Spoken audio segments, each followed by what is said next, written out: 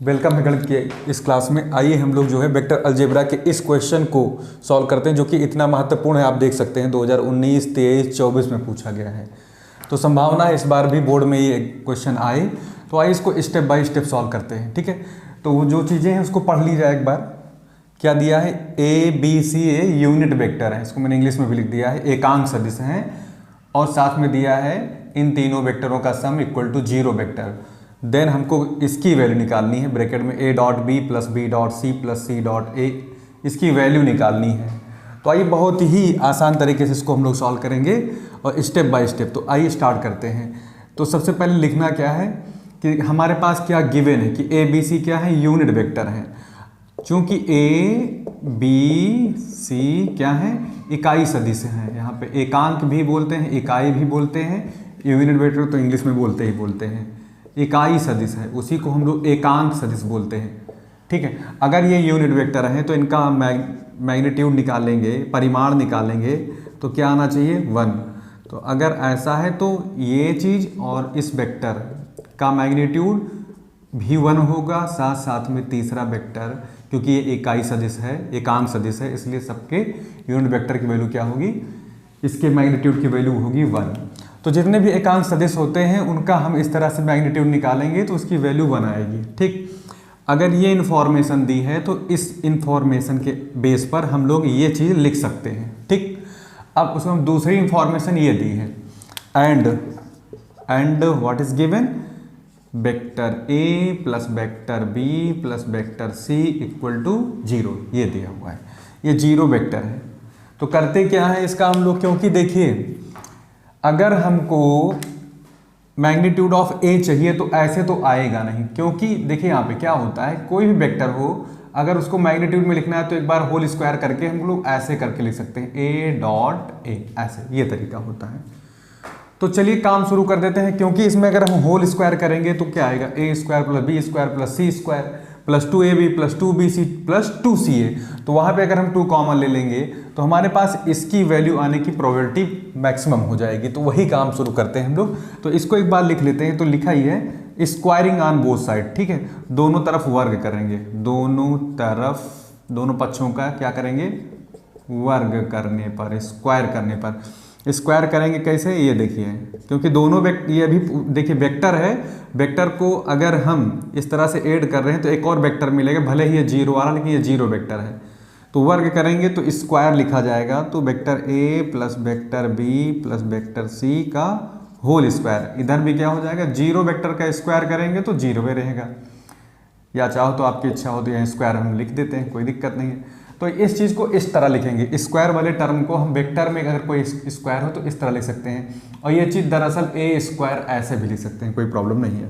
तो ये वेक्टर का स्क्वायर है, तो यहाँ पर हम लोग इसको ऐसे भी लिख सकते हैं मैग्नीट्यूड के हिसाब से, या फिर ऐसे कर लीजिए A plus vector B plus C dot, फिर से एक बार लिख दीजिए इसी चीज़ को।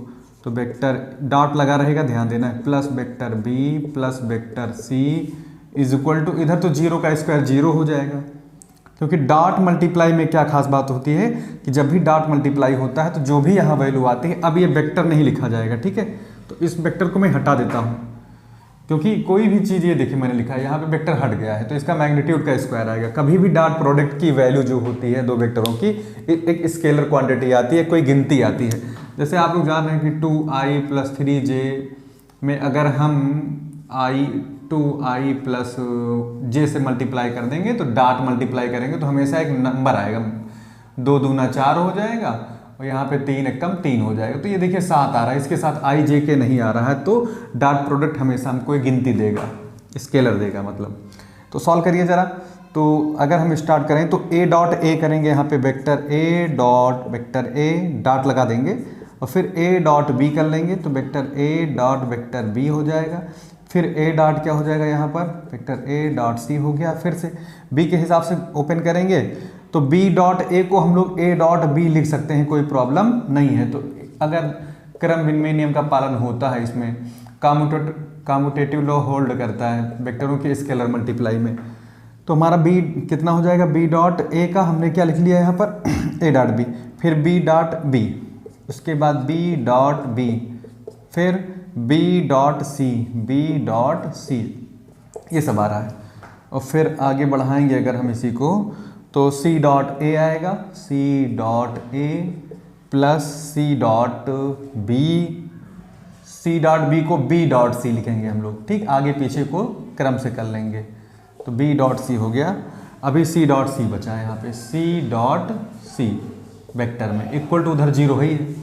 तो देखिए जहाँ जहाँ हमारे पास ये दिख रहा है इसको हम लिख सकते हैं मैग्नीट्यूड ए का होल स्क्वायर प्लस इधर देखिए सी वाले को, और यहाँ पे हमारे पास बी वाला दिख रहा है तो मैग्नीट्यूड बी वेक्टर का होल स्क्वायर हो जाएगा। फिर यहाँ हमारे पास सी दिख रहा है तो मैग्नीट्यूड सी के वेक्टर का यहाँ पर स्क्वायर हो जाएगा प्लस, गौर से देखिए यहाँ पे कितनी बार ए बी यहाँ पर मिल रहा है, ए बी यहाँ पर मिल रहा है, तो 2 कॉमन ले लीजिए तो अंदर ए डॉट बी हो गया, बी डॉट सी यहाँ पर है, बी डॉट सी यहाँ पर है, तो 1-2 कॉमन बाहर लिए ही है तो इसको बी डॉट सी लिख देंगे क्योंकि 2 बार आ रहा है बी डॉट सी। अगर मैं चाहूँ तो ऐसे ही लिख सकता हूँ, कोई दिक्कत नहीं। देखिए यहाँ पे ए बी और ए बी कहाँ गया, ए बी क्या ए बी हो गया, 2 ए बी हो गया, ये देखिए ऐसे ही 2 बी सी हो जाएगा, बी सी और बी सी 2 बी सी हो गया, डाट लगाना नहीं भूलना है। फिर 2 सी ए सी यहाँ पर है, एक ए सी यहाँ पर है, तो हम चाहें तो 2 सी डॉट ए लिख लें और उस पार क्या है हमारे पास 0 है। अब देखिए इसकी वैल्यू क्या है, मैग्नीट्यूड ऑफ ए की वैल्यू कितनी है, इसकी वैल्यू तो है 1 का स्क्वायर, फिर 1 का स्क्वायर यहाँ से देखिए 1 वैल्यू आ रही है, फिर 1 का स्क्वायर प्लस 2 कॉमन ले लेंगे, ब्रैकेट बना लेंगे, A dot B plus B dot C plus C dot A equal to उस पार 0, ठीक है। अब यहाँ पे 1 मिलेगा, यहाँ पे 1 मिलेगा, यहाँ पे 1 मिलेगा, ये इन सबकी वैल्यू आ जाएगी कितनी, ये बन जाएगा हमारा 3, और 3 0 के उस तरफ जाएगा प्लस का 3, तो क्या हो जाएगा माइनस का 3 हो जाएगा। तो मेरे पास क्या आएगा, तो मेरे पास क्या आएगा भाई, आ जाएगा bracket A dot B plus B dot C plus C dot A is equal to -3, right. और जो इसके बगल में हमारे पास ये 2 लिखा हुआ है ये अगले स्टेप में चला जाएगा उधर, तो A dot B dot C, खत्म हो गया क्वेश्चन, मान के चलिए सी डॉट ए, इसकी वैल्यू हमारे पास कितनी आ गई -3/2, यही हमारा क्या हो जाएगा आंसर। इस तरह से इस क्वेश्चन को हम लोग सॉल्व कर लेंगे।